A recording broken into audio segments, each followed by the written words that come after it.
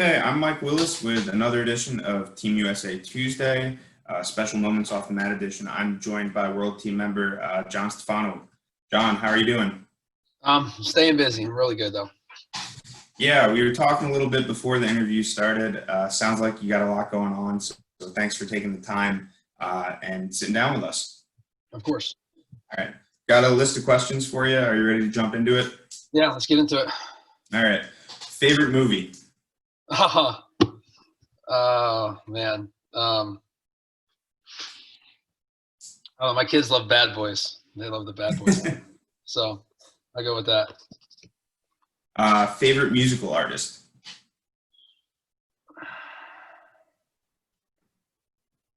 Phil Chapman. Okay. Favorite food? Peanut butter. Peanut butter. On anything in particular, or just like spoonfuls of peanut butter out of the jar?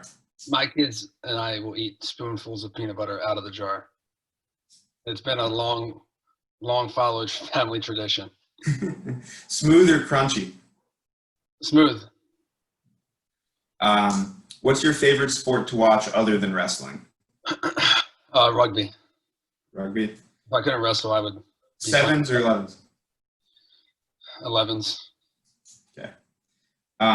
Did you play any other sports growing up?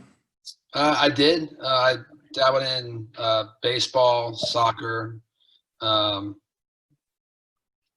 football until I was about a sophomore, junior.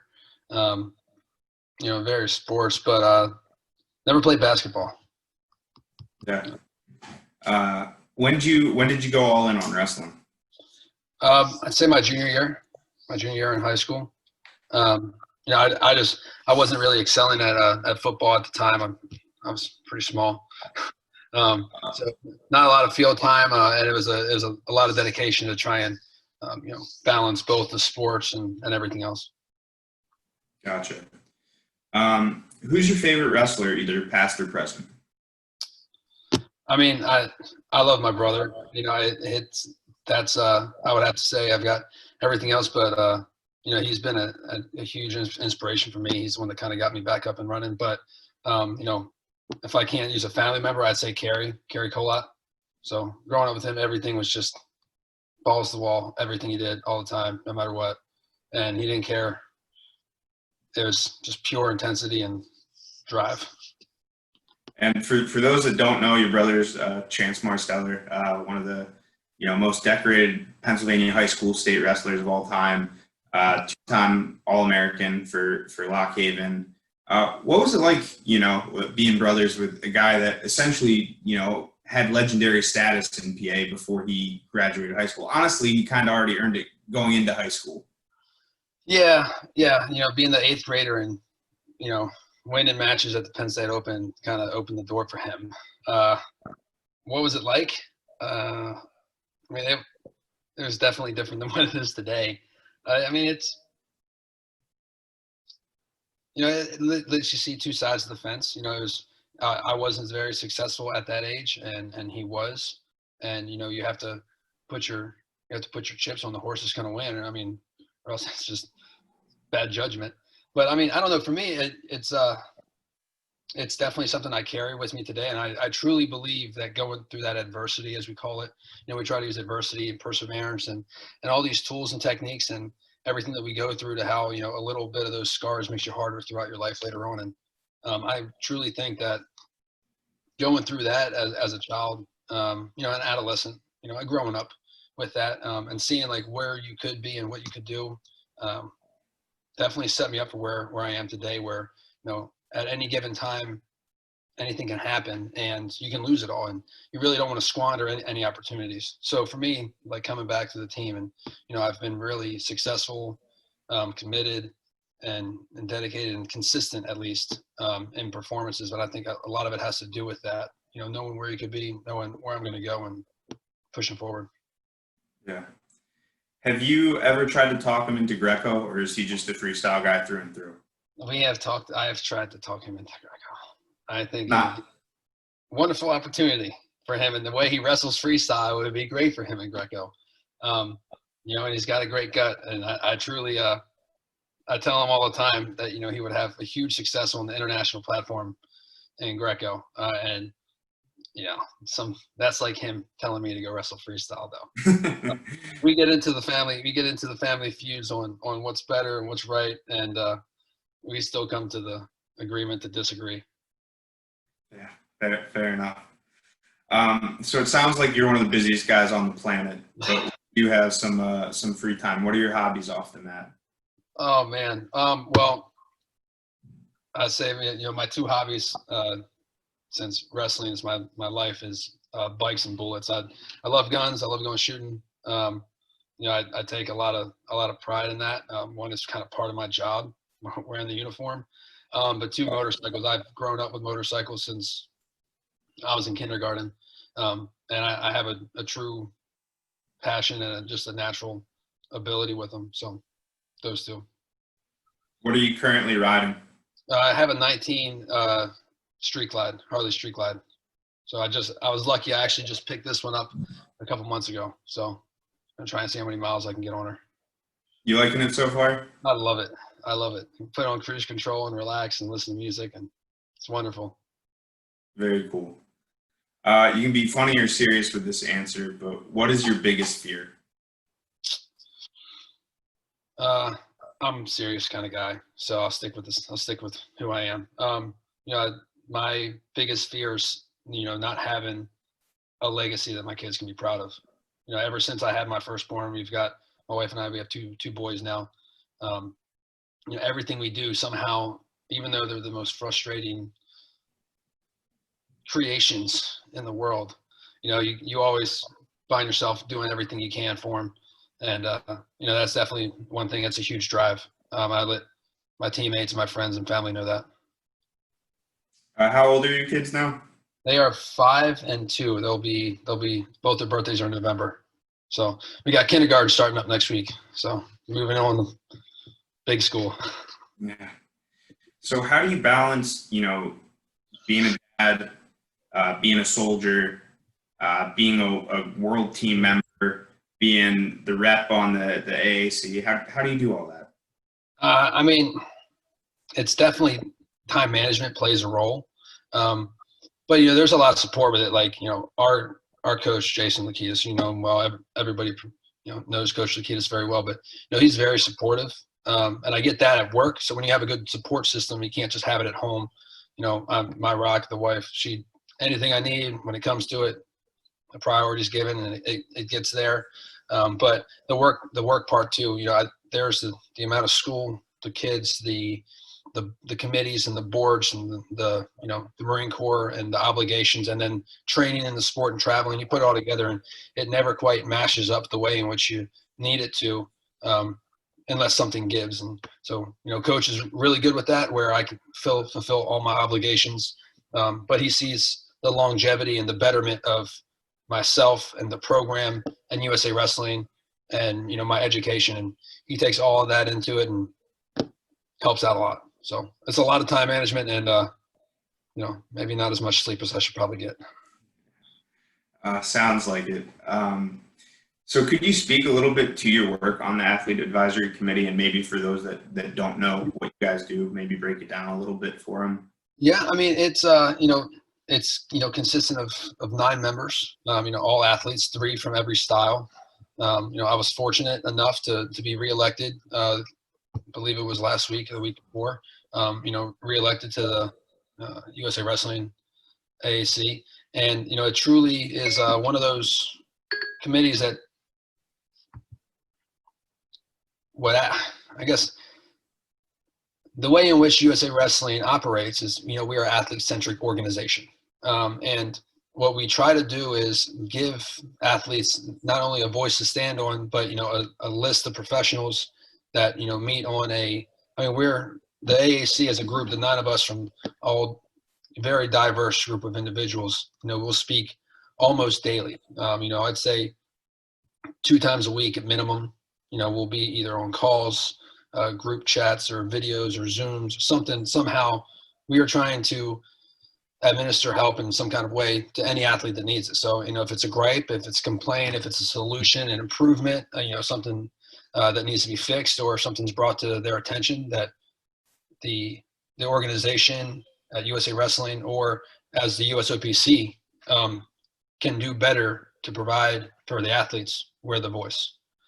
So I kind of pinpointed on one very specific task is quite hard because we will deal with anything that an athlete brings up, no matter if it can be from, safe sport, it can be from a stipend, it can be to gear, logistics, operational, matters, administration matters, and anything like that. So that's why we are so diverse, but we're very successful in that. Yeah. So it sounds like you're running for some additional positions this year too. Can you talk a little bit about that? Yeah. Well, right now I sit on the governance committee for USA Wrestling, and hopefully I can, be reappointed, reelected into that position. And along with the Greco-Roman Sport Committee, being that is my primary committee, and trying to serve the athletes in the best capacity I can, I would find it helpful, me sitting on the AAC and then seeing how we can help out the Greco committee and the Greco community, at least being in the know-how and trying to have all that information there. I have a drive a little bit, just a personal drive, helping with the diversity and inclusion committee. I think that is not just a stepping stone, but, as I express my feelings to the board of directors and executive board, I feel like one day that should be a standing committee with a vote at the table where, we address not only the wrongs, but also the rights and what we're doing to improve, our sport. Because at the end of the day, we want our sport of USA Wrestling to be the cornerstone and the example for every other concentrated athletic sport out there when it comes to the Olympics. Yeah, well said, John. So obviously you're in the Marines. What is your role in the Marine Corps? Well, I'm a staff sergeant in the Marine Corps. I'll be in almost 11 years now. So I joined in 2000 and I enlisted in 2009. And right now, by trade, I'm an intelligence Marine, as much of an oxymoron as some people like to say. That is a real thing. So no, by trade, I work in the intelligence field for the Marine Corps. And as it sits right now, being on the All Marine Wrestling team, I'm the staff in COSC. I'm the highest enlisted personnel for the team. So I'll try to handle all the matters when it comes to, where we're going, what we're going to do. We have Marines, they need stuff. So I'm like a liaison as a manager, as you could put it, in the civilian sector. So, our day to day, my goal is to try and get to know and be there for each and every Marine that we have, and to handle any kind of administration, logistical matters. If we need to go somewhere, they need something, it's kind of like that company office where you need to get all this stuff done. But luckily, as All Marine Wrestling team, we are, self-running, we're self-efficient on our own there. So, it's a double-edged sword, but at the same time, it really helps us out, knowing where we're going, what we're going to do. Yeah. And on top of all this, you're currently in school too. Yeah. What are you going to school for? So I attend the University of Maryland, and I'm pursuing my bachelor's. I'm getting really close, about a year away now, doing night classes and whatnot for Homeland Security, concentrating in terrorism. So do you see that being your career path once your competitive wrestling career is over, do you think? I definitely, I chose it. One, I have a natural pull to it. I don't want to go to get an education if it doesn't naturally interest me. But it does. And being that I have a intelligence trade for the Marine Corps, the ability for that to help me out down the road seems twofold. So I'm really trying to pursue that and see where it takes me. And, once the wrestling's over with, whenever I can no longer professionally compete, I'm a Marine first. So, it'll be, a shake of hands and a thank you for the opportunity, but I'll be going right back to wherever the Marine Corps needs me, and I'll finish out my 20 at least, or some more. So. Gotcha. Yeah, thanks for sharing your future plans, John. Appreciate it. Good luck with all that. It sounds pretty intense. Yeah, it has its ups and downs, but we've at the home, we've tried to master how to take those much needed breaks. So. So how'd you first get involved in wrestling? My mom. My mom is pretty intense woman for anybody that's met her. She's pretty intense. So my mom, my uncle, it was in our generation before me.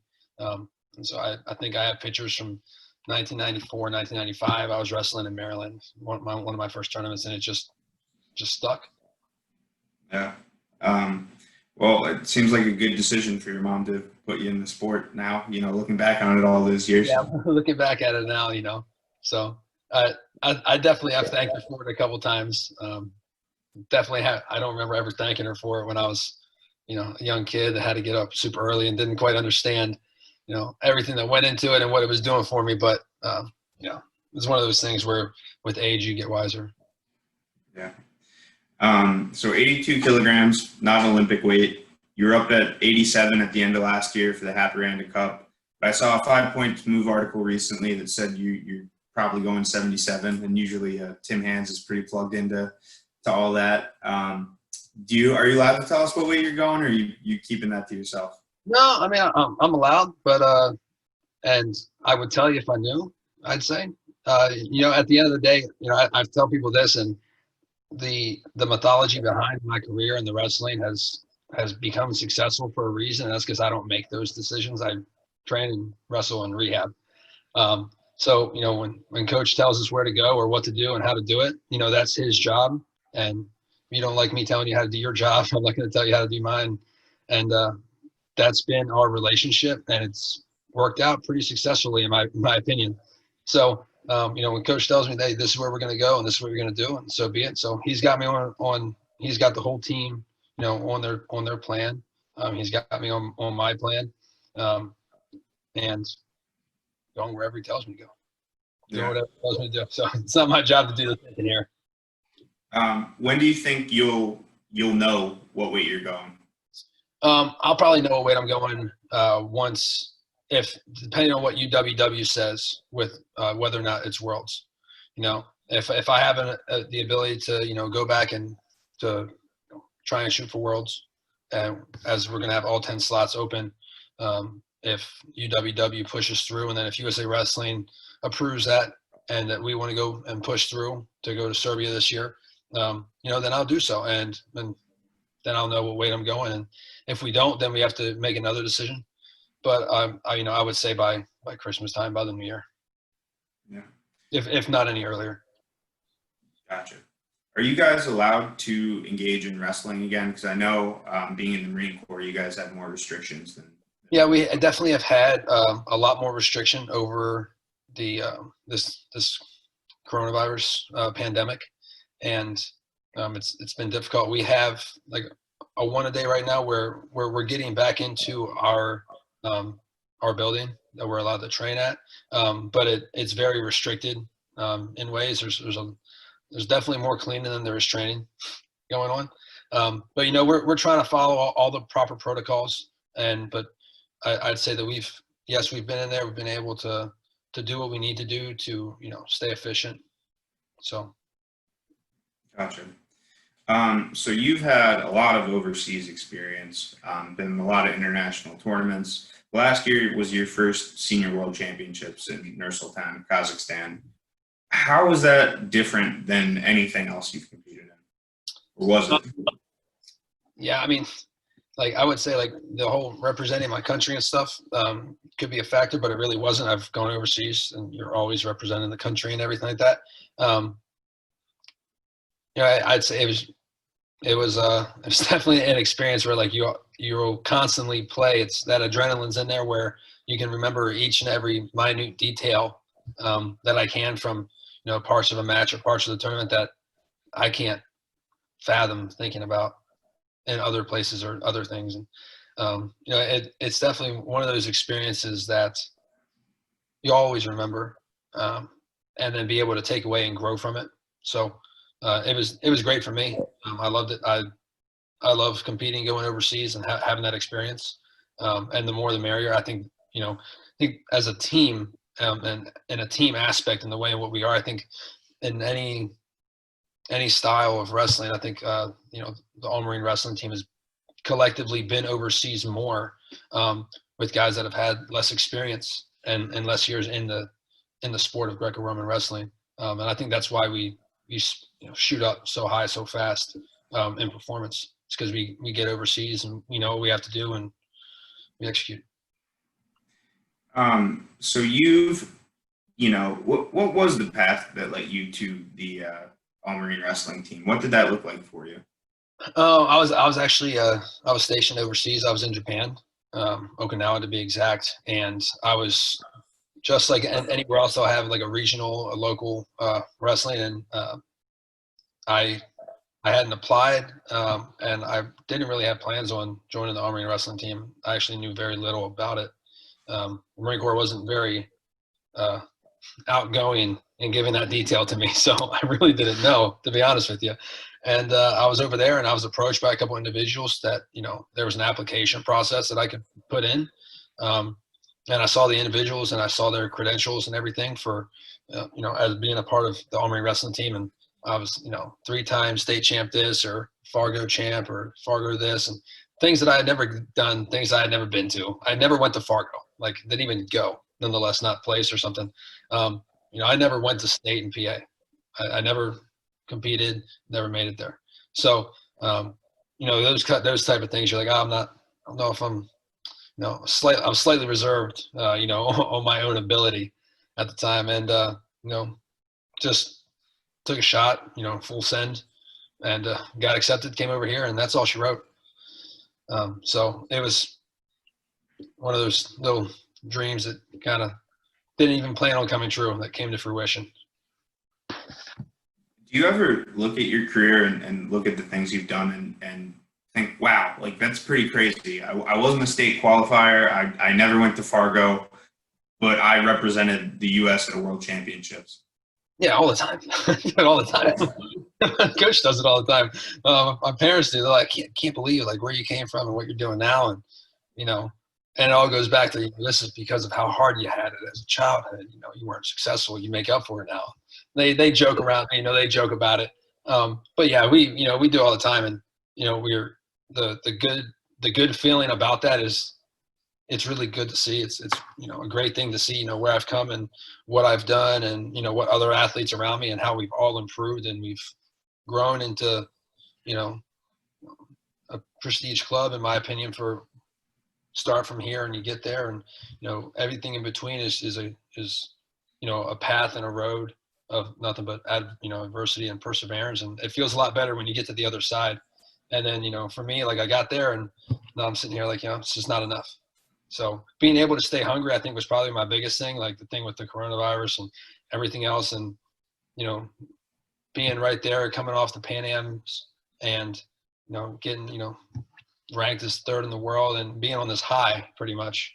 And I was prepared for the Olympic trials more than anything. And, to have that and to be on the committee that had to understand and reasonably sit down and say, we cannot compete was,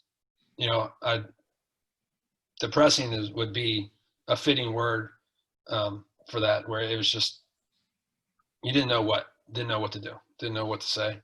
And it definitely, like, that's something that you don't want to wish on anybody, since we were kids and we talk about it, and that's something you trained for, you dreamed about, you thought about, and then it's all just vanished and gone and completely out of your control. It wasn't like you had anything to do. You couldn't have done an extra push-up. You couldn't have ran an extra mile. You couldn't have, had a better meal to eat. You had nothing. We had no control. So having no control in a situation, that's definitely heart-wrenching. But, taking all that and having that ability to sit back and look at, all right, this is where I've gone. This is where we stand. This is where I need to be. And, never enough of something is, actually a good thing for me here. So. Yeah. Now that we're 6 months into it, has it gotten any easier, or has the path become a little more clear for you? No, I mean, easier in a sense. Yeah, maybe it's gotten a little easier. You've come to terms with it. I think everybody, at first they were shocked, and then they were distraught. And then they were angry and sad as you go through the 37 emotions or whatever, right? And then you finally get back to it and you're like, all right, well, there's nothing I can do. Like, the only thing I can control is myself, because eventually, there's going to be a whistle and it's going to blow, and you're going to be the one shaking hands. And if you're not prepared for it, that's your own fault. So, right now it's, get ready and do what you can. And at the end of the day, you can only give yourself, your own opportunity. So being the highest ranking guy in the All Marine Wrestling team, what did you say to the other guys when this was going on? Because I'm going to assume that they're looking to you for leadership. Yeah, I mean, I'm not the highest ranking, because I know someone's going to watch this. I have 5 officers, and they are all of higher rank than me. But from the enlisted side too, but for me, that's something that I still take personally. I think that those 5 gentlemen are mentors to me, and sometimes I like to think that I am to them in some aspect of something in some way. But for the Marines too, that was something else where like they're sitting there and they're wondering, like, what am I doing here? What are we going to do? Yeah, I really want to say that, it took a lot of conversations. It didn't take a lot of talks. I didn't have to do a ton of motivational speeches when it came to the coronavirus. I think we're just a little bit of a different breed of humans in that aspect, where like we just embrace the suck, deal with it, and figure it out. So, that was our mindset. And that's something that we said quite often is, it sucks, but the more you fight it, the worse it's going to hurt. So we embraced it, ran forward with it, and we're doing really well now. What do you think the best advice you've received in your career has been? The best advice in my career. I'd say being able to learn from everybody and everyone. And I say that specifically because you can have a good boss, a great boss, a bad boss. You can have someone that you're in charge of, or a peer, and the goods and the bads, and where you pass judgment on and everything else like that. I truly feel like you can learn from each and every person out there. Like I sit on the athlete, advisory committee, and everything that we bring to the table is very diverse. The Marine Corps team, I have individuals that are looking to come from foreign countries that are joining the Marine Corps team, and nationalities, ethnicities, backgrounds, beliefs. You can always learn something from it. And the more that you are able to take that in and to really put yourself in someone else's shoes, and see what they're coming from, what they're talking about, I think it makes you a more well-rounded individual and human. And, that's something I try to teach my kids is learn and listen to everybody and everything. And sooner or later, you're going to be able to see what they're talking about and, how they feel. And then you're going to have that, common ground to stand on. So. Thanks for sharing, John. Of course. Question in a similar vein. What advice would you give to someone that's maybe just starting out in their wrestling career? Man, it's a hard time to start your wrestling career. This is a very hard time to start your wrestling career. But, I just like anything else, if you didn't like what you did right now, you probably wouldn't be doing it. You could find something else that you're talented enough at to go do it. And the same thing comes with a sport. I feel like when we get to this level, and not even my level. I mean, my brother, for instance, in 8th grade, 9th grade, high school and stuff, he had to sometimes treat the sport like a job because he had a schedule, whether it may be extra practices of this and that, and everything else in timetables. And the second that you start looking at something as a job and an obligation, instead of that pure enjoyment, that's when you need to reevaluate your priorities and reevaluate what you're doing and how you're doing it and how to get that fuel and that fire back. I know I stepped on the mat for the first time like late last week and like put my wrestling shoes on and stepped on that, and like that euphoric tingly feeling like you just took pre-workout like goes through and just rushes through the veins, because that was the first time I was able to even touch a mat, like to even step foot in the building, to even look at anything. And like that feeling, like you come just smiling thinking about it, just because it felt so good again to be able to do that. And that's one of those things where you realize, I still have a drive, I still have a passion, and this is going to fuel me into the future. And if you go through it and you start losing that, that's when you have to either sit down and talk to someone or look at it. Just because you lose it doesn't mean you don't love the sport anymore. It just means that you may have been looking at it through through the wrong glass. So during a hard practice or when you're pushing yourself to get that one more rep or that one more sprint, what do you dig down and use for that motivation? That's just who I am. Usually it's coach stopping us or stopping me, or the athletic trainer because something happens. But no, I don't have to think about it. I've never given it like a shot. Like I have to do this for this person, or I have to do this way. I mean, I have my motivators and I have people that I've looked up to, but you know, I am who I am, and I'm built that way, and that's always been the way that I've trained. So that's just a mentality. Do you think that mentality can be taught or learned or adapted, or do you think that's just something that's inherent? You either have it or you don't. No, I think it's just something you have or you don't. You can teach someone your ways, but I can, teach someone what I do, or I can give someone, a plan. But at the end of the day, like you have that pure drive inside, that intangible, notion that I'm trying to speak about right now. You can't. I don't believe you can teach it, but I think that there's a lot more people in the wrestling community that have obtained that, and that's why they were drawn into the sport in the first place. So. So last question for you, John, and then I'll let you go because I know you're a busy dude. Yeah, we're what is your best wrestling memory to date? My best wrestling memory to date was hearing that we were the rifle champions of the Armed Forces Greco-Roman duel. So that's something that I had never had the opportunity before. In 2013, I tore out my whole elbow, and I was sat during that duel, and we had lost by 1 point in 2013. And then we came out this year. In my opinion, I thought we had the best team there. And we again dropped it by 1 point. And that was heartbreaking, knowing like where the team came from and what we had built up on. And knowing that we had literally done everything the right way and followed the protocols and did what we were supposed to do. So being able to, look at our coach and the teammates and everybody else that truly put in, a multitude of time and effort to be the champion for the Armed Forces. That was great, because I think we have a big team aspect here that wrestling doesn't really possess anymore. Not even in high school, where we're with each other all day, every day, and we work together and everything else, and we're very family oriented here. So the whole team aspect is huge. What do you think the title meant to the program?